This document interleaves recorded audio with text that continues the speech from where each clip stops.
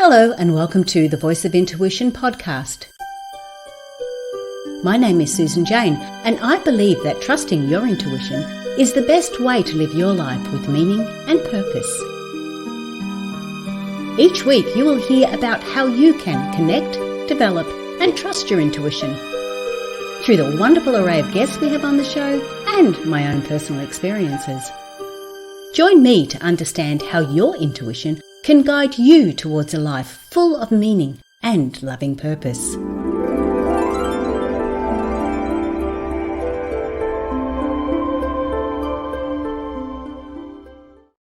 Hello and welcome to the Voice of Intuition podcast. My name is Susan Jane and I am your host for the podcast.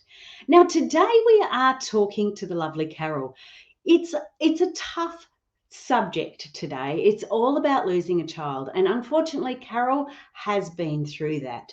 Now I haven't been through that and I haven't experienced that, but my sister has.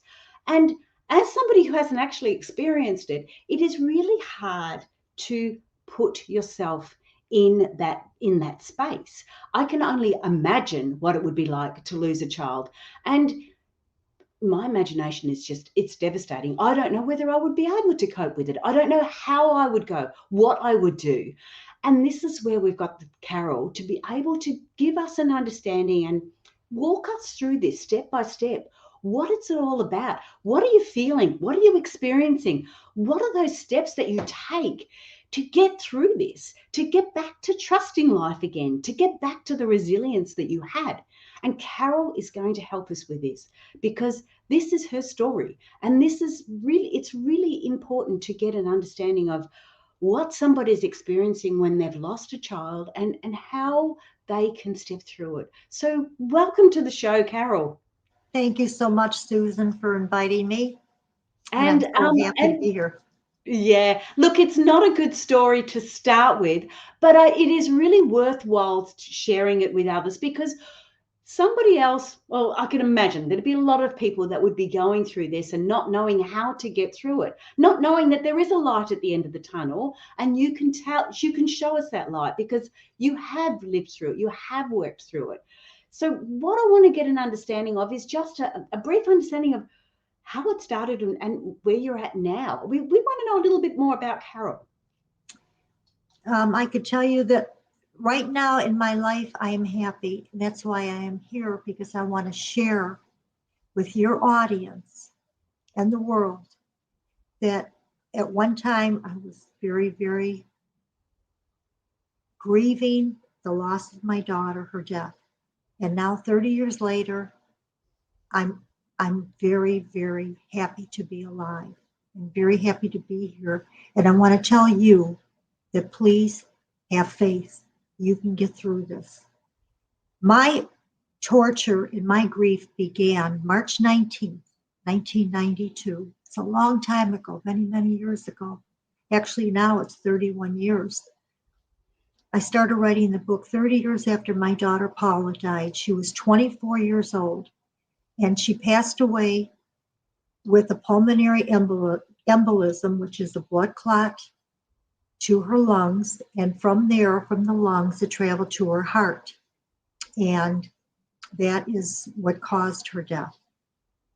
And I got the information on the telephone from the doctor. He called me on March 19th, about 7 o'clock in the morning. And it was the emergency room doctor that called. And he was very matter of fact. In fact, he had no emotion at all when I found out who he was.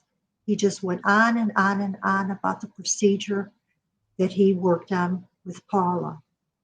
And that was an operation. They opened up her heart, her chest, cleaned out her lungs, and she was just filled with massive blood clotting. And that was the beginning. That must have been so hard just to get a phone call out of the blue, not knowing anything was going on, from a doctor or from anybody without any emotion attached to it. That must have been just horrific. Like, how do you cope with that? What were you feeling? What were you going through when you got this phone call? Well, first, that phone call was like no other call I've ever received in my life. It was a living nightmare. When he spoke, I tried to incorporate what he was saying, and I wanted to ask questions, but it was like my mind could not grasp everything. He was going so fast and so uncaring. It was like he wasn't even talking to me about my baby. He wasn't talking to me about my daughter that I love. He was just talking about some patient that this just happened to. Well, to me, it wasn't just a patient. It was my child. Oh, Carol, I just can't imagine that, because that would have been out of the blue, wouldn't it? What was happening in your life when you got this call? Well, I had just moved into my fiance's home. I had been divorced for going on 5 years. I had met Denny about a year before this happened with my daughter, and we dated and we got engaged. And now, in 2 weeks, from March 19th, 2 weeks later, I was planning on getting married. So I had just moved into his home, and my family really, back then we didn't have cell phones, so the landline, I don't know exactly who had Jenny's landline to reach me. Paula did, but obviously she was unconscious in the emergency room. So her fiance, who was out in the waiting room, he didn't have the number. So they didn't call me right away. Did get the call at 7 a.m.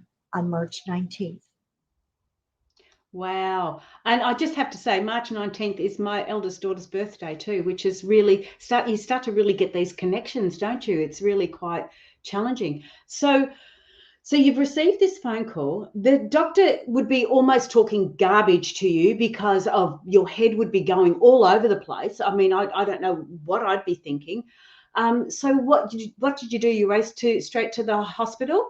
Well, the first thing I did was I called Denny and I Yep. told him about the phone call I got. And he said, I'll come right home and take you. And I said, no, no, no, don't take me. I'll drive myself. That is crazy that I said that, but that was the mental part that I was in. It was like this dream, and I was going to do this all by myself. I was going to take care of this matter, but I had no control over this matter anymore. It was already done. It was finished. And even my sister, who lived across the street, I called her and she wanted to take me. No, I was going to go by myself. Well, Jenny did wind up taking me to the hospital. And what I do recall is on that drive there, I kept on saying, you're not going fast enough. This is what I was thinking. You're not going fast enough. You're not going fast enough. I was in a living nightmare. Yeah. Oh my God. Okay. So you've got to the hospital. Um, I just can't. I really just can't even picture it. You've got to the hospital. What happened then, Carol? Well, when we got there, I went directly to the ICU, the intensive care unit, and the receptionist asked me to be seated. There was a lot of people in the waiting room, and I remember saying, I'm not going to sit down. I want to see my daughter. Take me to my daughter. So she did call. She finally called up some number, and a nurse came to get me and Danny, and we did walk into the ICU unit. And all I remember is that I saw they had like these tents in there, like a canopies over the bed. And they led me to Paula's area. When I walked inside of the area, she was there in the bed, and it was like watching television, the emergency room, where you have all this equipment and all these machines, and all you could hear is the pump going. There was a pump that was pumping her heart. And I glanced at the equipment, which was a brainwave scan, and the line was going flat. It was a flat line. So what that told me is that there's something not right here. My daughter she's not breathing on her own. When I came close to her, the biggest thing that I noticed, and I don't know how this happened, it never happened to me ever before. I didn't feel her soul. That was the first thing that I thought of. Now, I never was in a situation where I felt someone's soul, but there was something missing from my daughter. It was life itself. It was her soul was gone. And that's a memory that I will always remember, just always remember, and no one could ever take it away from me. And when I think of it, I know that my daughter, Paula, was already in heaven. Oh, that must have been so tough. So they've had her, you can see that she's not there. Like it's so challenging for people to get an understanding of being able to see somebody and know that their life force, their soul, their God within them has gone. It's not there. And you've seen that and you've witnessed that. So what happened then? Because they would have had the machines going and different things like that. So what did you have to do then?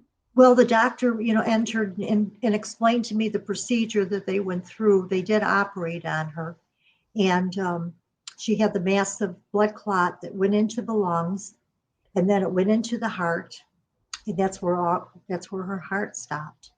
And so they did this massive extraction of the blood clots, and he made it obvious and known that there was so many, and they stitched her back up.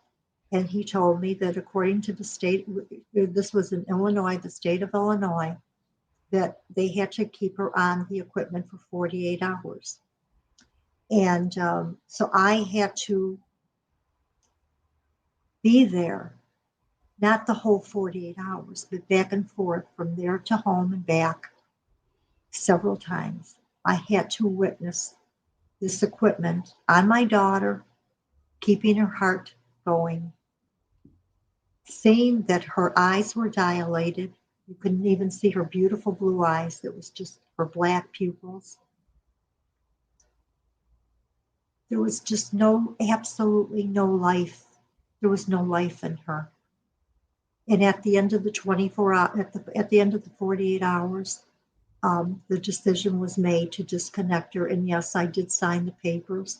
I did not want my daughter to live with equipment hooked up to her, because that was not living. That was not a life. Her brainwave never came back. It's flatline. When they took the equipment off, it was over. There was just absolutely no pumping in the heart at all. So that was the final proof that was the equipment that kept her alive. Wow. Oh my God. I'm so sorry.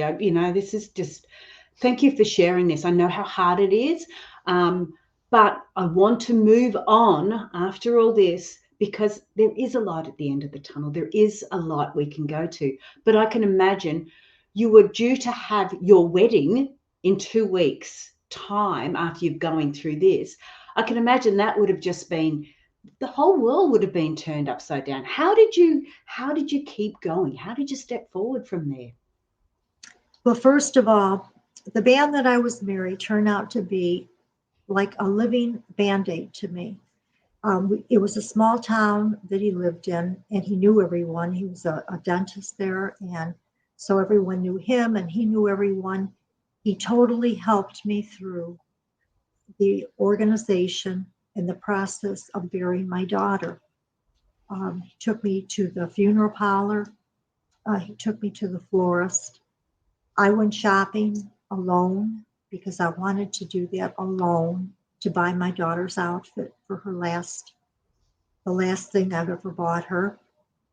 And I had to get through the process of the funeral. That's what was such a big part of that living nightmare, is that I'm doing these things like a robot. It's just like I'm just functioning, trying to get everything together and putting on something beautiful because I wanted to honor my daughter's life. And back then, they did have the larger funerals. She was, at the wake. We had that for 2 days. So that was an event that I planned. Daddy helped me with it. Jill, my daughter, she came through and she helped me. And we Okay, made, hang on. We've got to stop there, Carole. When you're saying your daughter came through and helped you, are you talking about your other daughter? Because you've got another daughter. yes, I'm Or are you sorry. talking about Paula, the daughter that's passed? No, right. As far as getting prepared for the funeral, that was my Paula's sister, and that was my eldest daughter. And she's the one who wrapped her arms around me with Jenny. And then I had the, the one entity that was the most important in my life is God. God came to me and held us together as a family. And those next 3 days of the preparation and the 2 days of the wake and the funeral, I functioned. Everyone thought I was doing fine and well. My heart was broken, but I did have the support that I needed. And something beautiful did happen to me at the wake. And that is that I did have this beautiful feeling that came into me that my baby was in heaven. It was just something that please don't say you're sorry. Everybody was telling me how sorry. It was just like, no, she's in heaven. My daughter is in a better place. She's in heaven.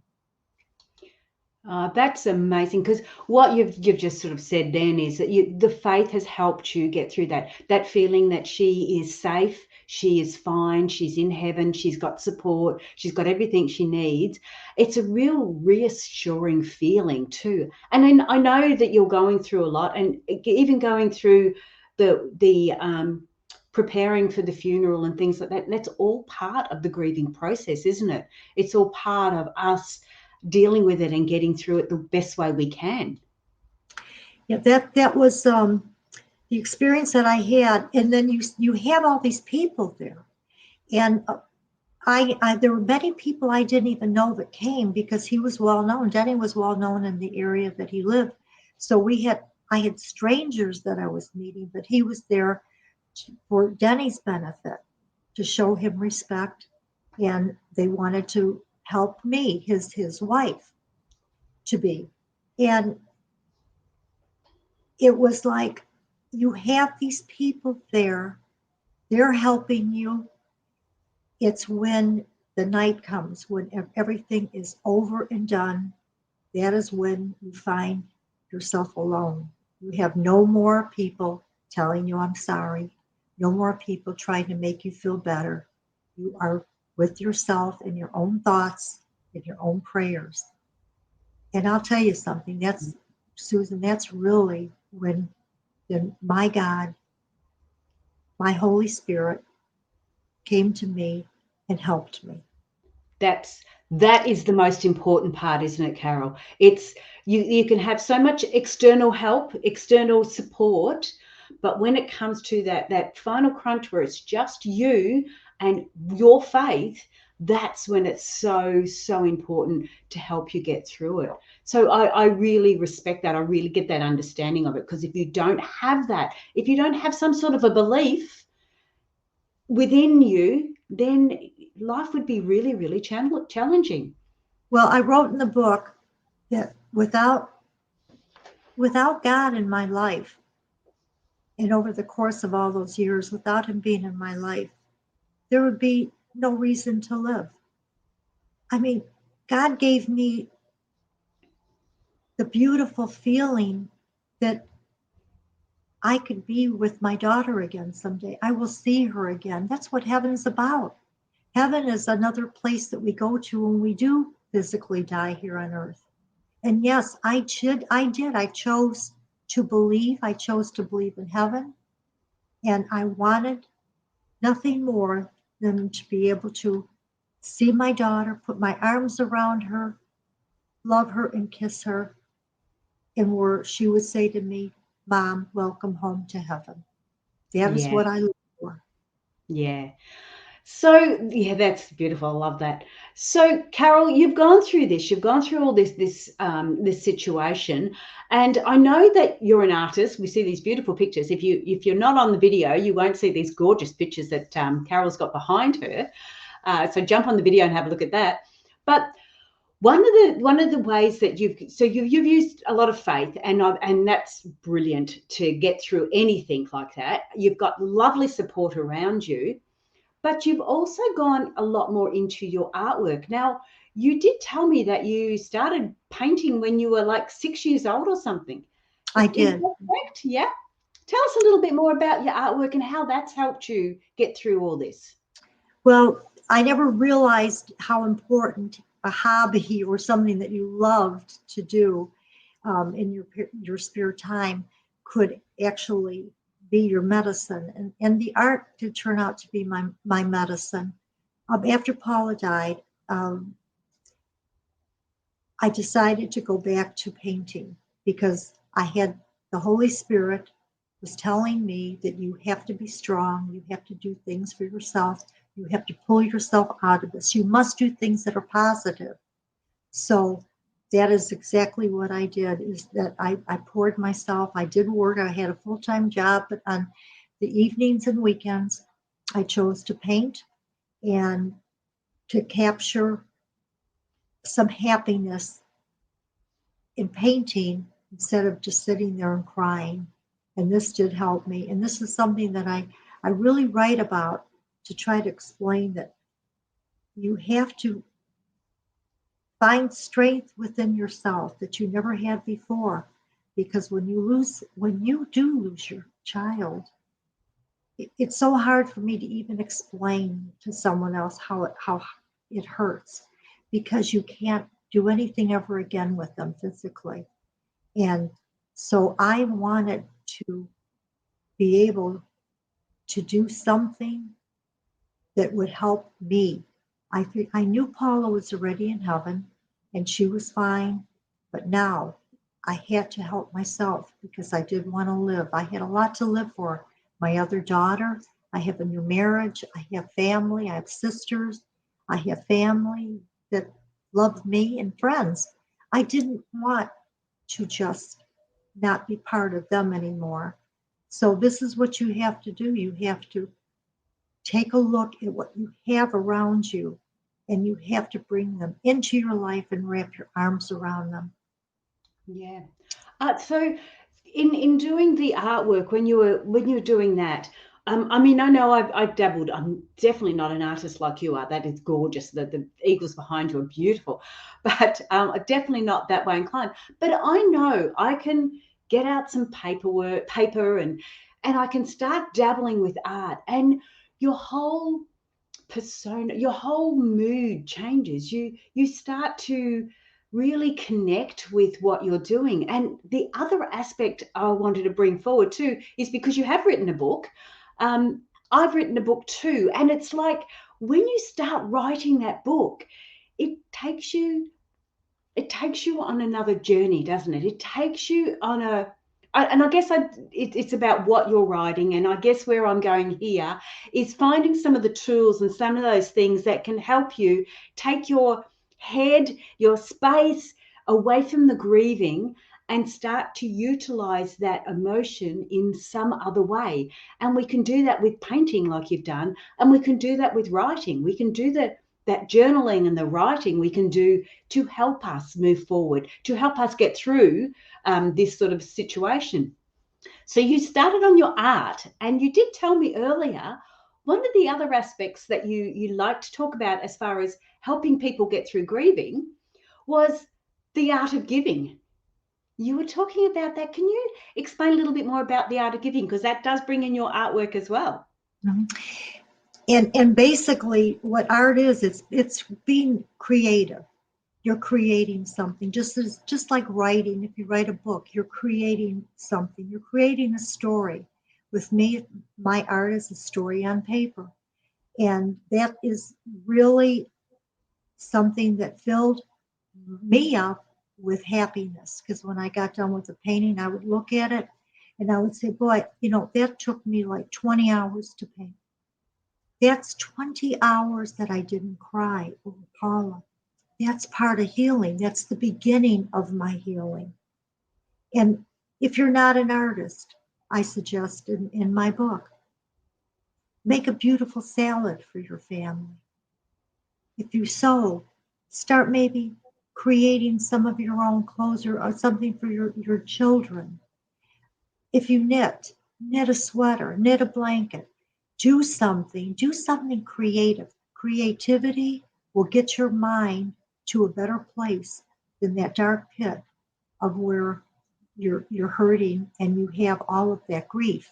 Grief is what is the dangerous part, and you don't want a lot of grief. And Susan, what that last part that you wanted me to talk about? I'm The art of 70. Wait, giving. I'm 78 going on 79 now, so I get a chance to forget right in the middle of a Oh, sentence. like you look so good for your age. No, what I was asking you, you were talking about your artwork, and then you said your daughter was going to a few events and asked if you had any Giving. artwork Yes, yes, that she could donate. And yes. and we start to look in that aspect of that art of giving. And I've noticed that with the grief, when I'm feeling a little bit greedy or when something's happened like that, when you start to give, it helps.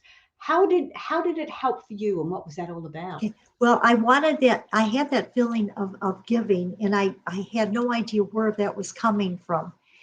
But then I did figure it out. I knew that if I wanted to see my daughter again, I had to go to heaven. So I changed completely. I just, instead of me wanting to make something and selling it and making money all the time, I just started giving. I would, and I was painting fast too because it was just more energy I was exerting on, that instead of the crying part. And I started giving my older daughter. She would say, "Mom, do you have any paintings that I can give? I'm going to a dance tonight. They've got an auction." And I would say, "Yeah, take a couple of these." And what that did for me was it made me realize that I was sharing. I was sharing part of myself. What was in those paintings, because I made them, was a lot of my excelling the grief that I had, living through some of my memories. And I was giving that in goodwill, and it made me happy and it made other people happy. So I did spend the last 30 years of practicing to giving of the giving of myself. Yes, yes. It's very different, isn't it? It's not just giving money, and it's not just giving I don't know. It's a real energy exchange. It's like you're giving part of who you are. Even for me to do the podcast, there's a lot of work in podcast, but I feel like I'm giving back by being able to share these sort of stories, and that's all part of that process of going through life and getting through it. What I want to bring up now before we go any further, because there is people that are actually listening, not just watching, and I've got the little ticker tape going past. And on that little ticker tape is all about your book, Carole, which is called 30, A Mother's Spiritual Journey After Losing Her Child. And you can get that on her website too, on Carole's website. And Carole is with a E at the end, but all the details will be down below. So you'll be able to connect with Carole on the website. Where I want to go next, Carole, is so you've gone through this horrific situation where you've lost your daughter. Then you're going through these steps to help you heal as well, which part of that was your faith, part of that was your artwork, and then the final sort of um, part was about giving, the gift of giving and sharing with that side of it, which is what you've done in your book, because your book is all about losing a child and some of the steps that you can take. I know, because we've talked earlier, I know that you went through a lot of health issues yourself.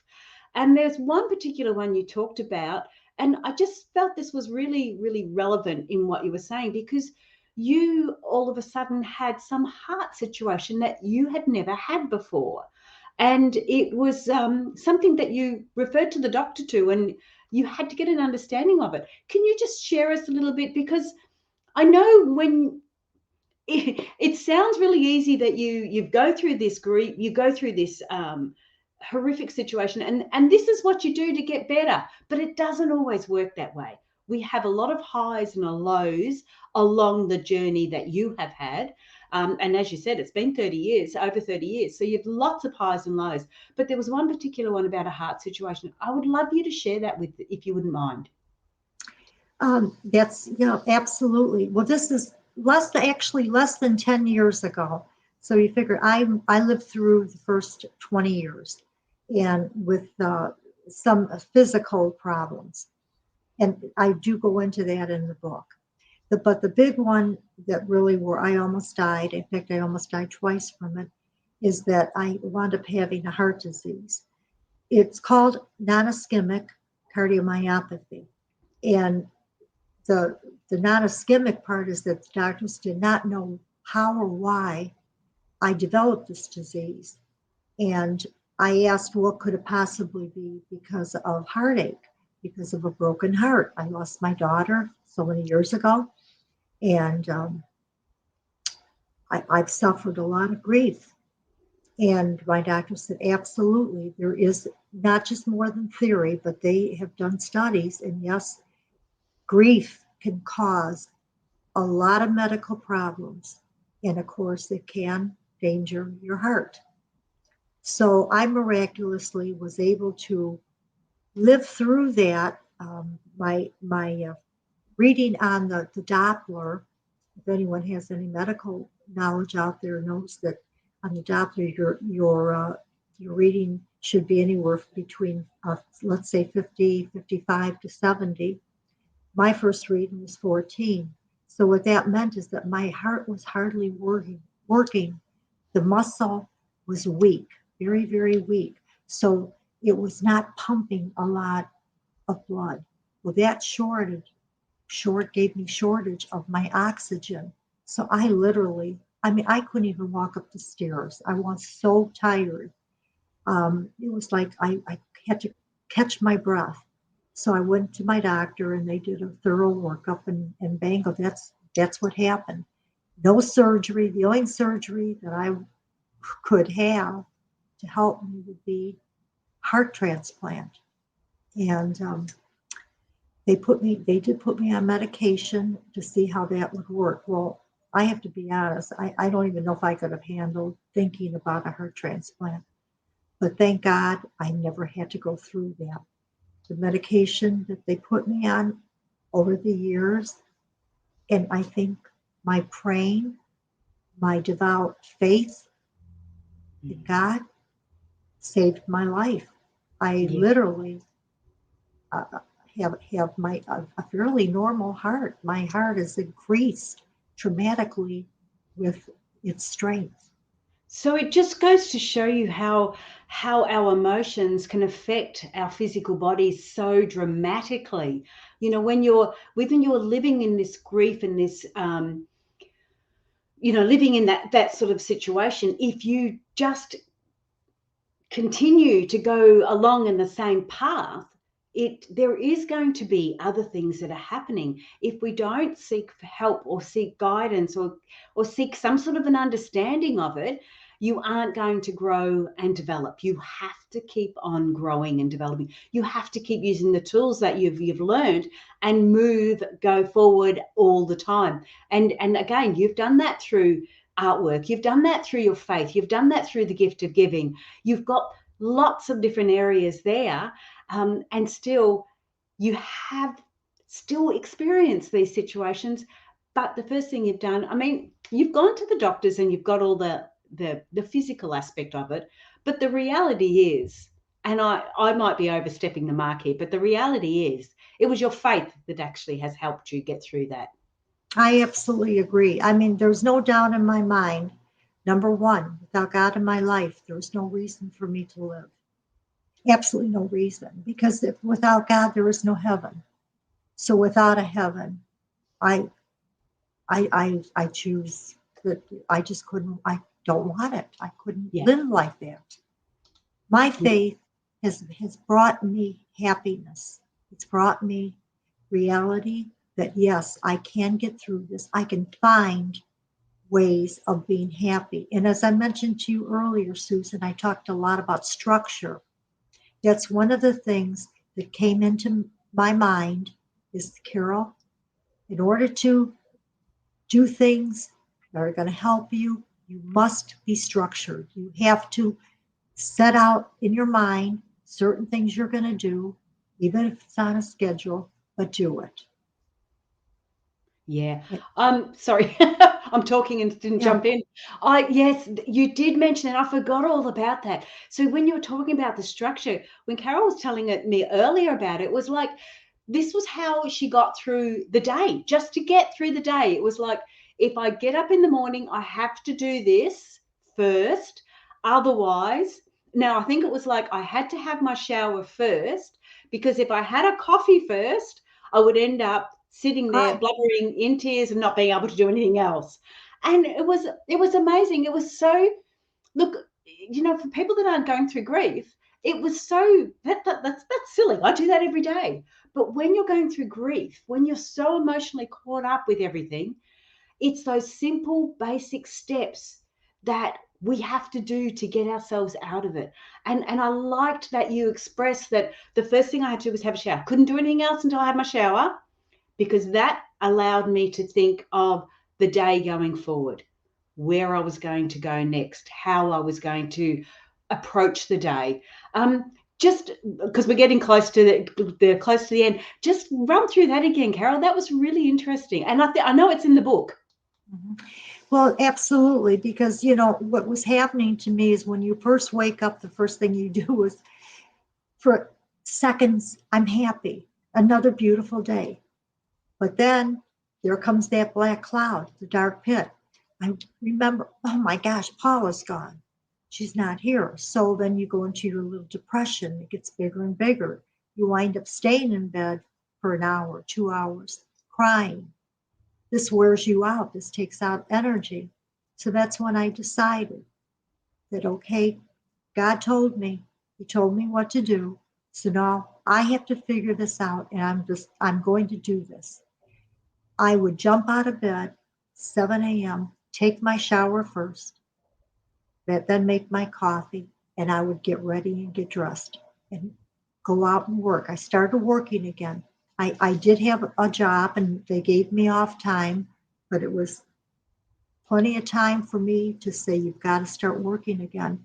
And you know what really surprised me is that when I was in sales, so when I started calling my customers, you know, Carole, where have you been? We haven't heard from you for, a month or so.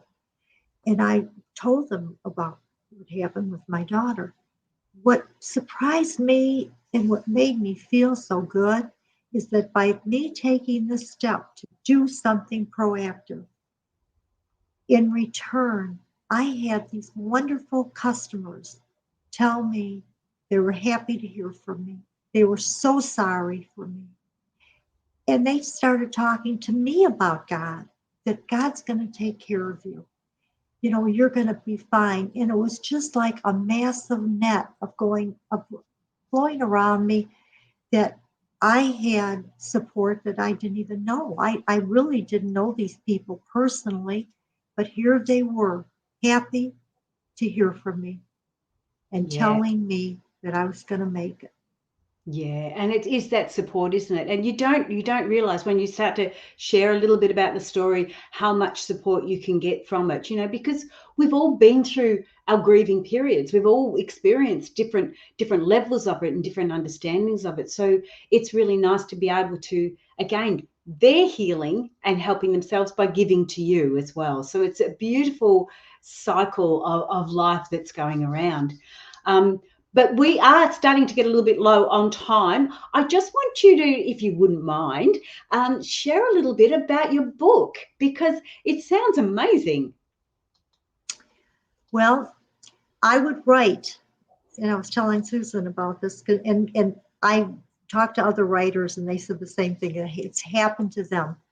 I would write a whole day, then the next morning I would go back to the desk and read what I wrote.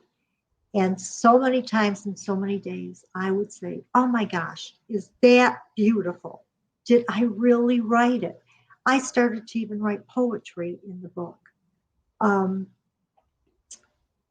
it was like, oh my, it was just, how did I think of that? How did I analyze that so well to come out with that decision, or the way things work? And it was because I had the Holy Spirit. The Holy Spirit helped me write this book. I truly, truly believe it. And I would like Susan to end this, our little conversation, Yep. by being interviewed, to benefit, I hope to benefit someone out there, to help them feel that they've got hope. But this is one of the poems that I wrote. Now, the Beautiful. So eagle, this is the a where's poem my, in your book? yeah, well, my eagle here is on the book. You could see the original Yes. is right there, Yep. right over here. That's the original eagle that I painted, and that's the cover of my book. Yep. So on the day that I finished the painting, I went upstairs, and this is what I wrote. I visualized I was, let me put a little light here. I visualized I was standing in the middle of a field looking up into the baby blue sky. The clouds are fluffy like huge cotton balls spreading across as far as one can see. The sun's rays are glimmering, shining through, and like the clouds shining through, beyond, and through the clouds down to the earth as a faint rainbow starts to appear. Then out of nowhere comes this beautiful eagle with its wings spread wide, gliding down as it picks up Paula's soul and flies her up to heaven. Oh, that's lovely. So that's the eagle on the cover. Oops, sorry, I'm talking without being on there. That's fantastic. So, guys, you can get the book. It's all down in the descriptions down below. You'll be able to jump onto Carole's website and get the book from there, I'm imagining, or from Amazon or wherever it is. But thank you so much for being on the show, Carole. That was really, really good. I mean, it's not a really good story, but it is a really good way of explaining how you can get through these sort of situations. So thank you so much for being on the show. Oh, you're welcome, and thank you for having me. Look, guys, you've got to jump on and jump into the website. So it is carolesluski.com. So it's Carole, Carole with an E, SLUSKI.com. So jump onto the website and have a look. Now, if anybody is going through anything like this, if you are experiencing a lot of grief, a lot of deeper depression, that sort of side of things, make sure you seek help. It is to be able to have a shoulder to cry on or an ear that somebody is listening. I, again, have not been through that, but I've got a great listening ear. I really enjoy hearing things like that. But somebody like Carole, reach out to them, reach out and connect with them. They're there to help you. She's there to give you some support, some guidance. She's there with a book, even if that's how you want to get your information. It doesn't matter, but don't sit in that quagmire. Start to take those steps to get out, and this little book can help too. So make sure you check it out and have a look at it. Okay, we're all feeling for you. We're all here for you. If you do need help, just ask. But that is it from me today. I have spoken enough. Have a great week, and we will see you all next week. Bye for now.